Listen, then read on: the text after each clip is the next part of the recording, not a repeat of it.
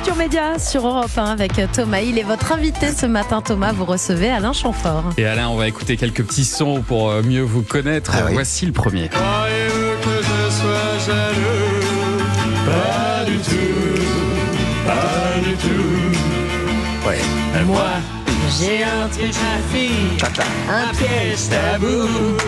Vous avez 17 ans, Alain Chamfort, quand vous chantez, jouez sur un petit orgue électrique des reprises des Stones, des Beatles, du rhythm and blues, dans des groupes qui sont repérés par un directeur artistique de Vogue, et vous êtes en rendez-vous quand soudain débarque Jacques Dutronc. Ouais. Mais je le connaissais pas à ce moment-là. Vous ne connaissiez pas, hein? Bah non, je savais pas qui c'était. Sauf que lui décide de vous prendre dans sa bande.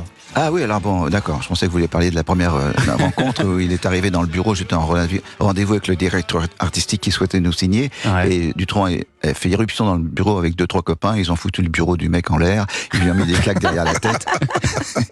Ils ont balancé tous les objets du bureau par terre. Enfin, j'ai dit, mais qu'est-ce que c'est que ces mecs? Et puis finalement, on s'est retrouvés dans le bar à côté. Ça s'appelle Canary. Et puis après, voilà, on s'est plus quitté quand même. Et alors, donc, vous avez vécu la grande vie avec lui à 17 ans, quand même. C'est Ouais, bah oui, ça. bien sûr. Enfin, pour moi, la grande vie. Donc, je découvrais ce qu'était la vraie vie, tout simplement, parce que je vivais chez mes parents. Ouais. J'avais une petite vie de petit garçon sage et tout. Et puis, d'un seul coup, Enfin, lui, il avait pas une vie comme les... tout le monde, quand même. C'était la grande vie. Quand je dis grande vie, c'est que vous alliez dans les relais châteaux. Ah oui, on se privait de rien. Oui, voilà. Il nous entraînait avec lui partout.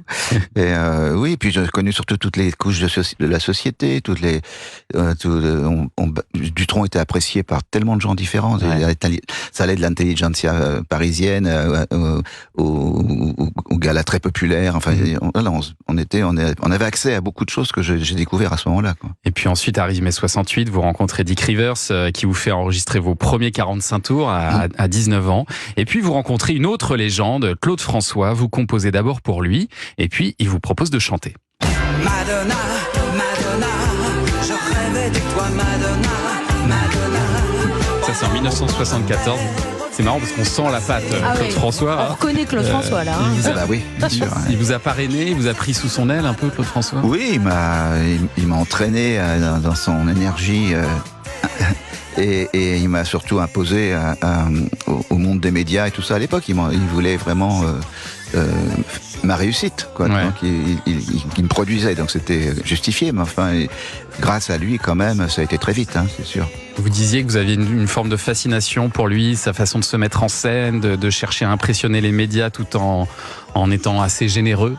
Oui, il avait à la fois beaucoup de qualités, énormément de défauts. C'est un personnage très contrasté, mais on pouvait pas lui reprocher son énergie, son charisme, sa séduction. Il avait de l'humour, et puis une volonté à toute épreuve, quoi. Je veux dire, il avait envie d'être numéro 1 tout le temps. Il faisait tout ce qu'il fallait Il pour voulait ça. que vous ayez du succès, mais Et pas trop quand même, quoi. Alors Ouais. bon, après, Ouais. à la fin, ça l'énervait un petit peu, mais bon, moi, j'entretiens pas cette histoire-là, parce que je trouve qu'il a été indispensable pour moi, et que, voilà, je préfère garder tous les aspects positifs qu'on a eu ensemble, quoi. Et puis à un moment, vous reprenez votre liberté, vous arrivez à CBS et vous trouvez un parolier qui a eu un petit succès, un certain Serge Gainsbourg, qui vous écrit votre tube Manureva. On a retrouvé cette archive d'Europe 1 du 1er février 1975.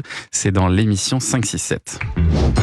Je suis venu te dire que je m'en vais,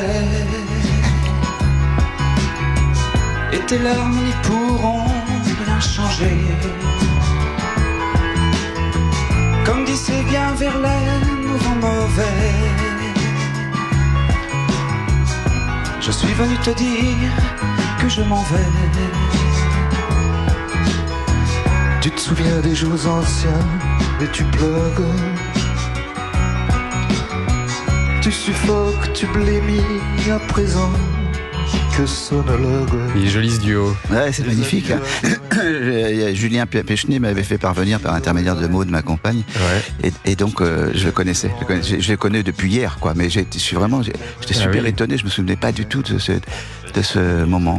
Ah ouais, Julien, le roi des archives, est allé ressortir magnifique. ça. Et c'est vrai que lui, alors contrairement à Claude François, il n'y avait pas du tout de jalousie. Il était très heureux de votre succès et du succès de Manureva en particulier. Ah bah oui, qui aurait pu se plaindre d'un succès tel que celui-ci. Donc, puis ça a surtout permis notre collaboration de se poursuivre et de faire un album à la suite de Manu Riva qui était magnifique, avec Chasseurs d'Ivoire, Malaise en Malaisie. Enfin voilà, c'était un album que je suis fier d'avoir fait, quoi.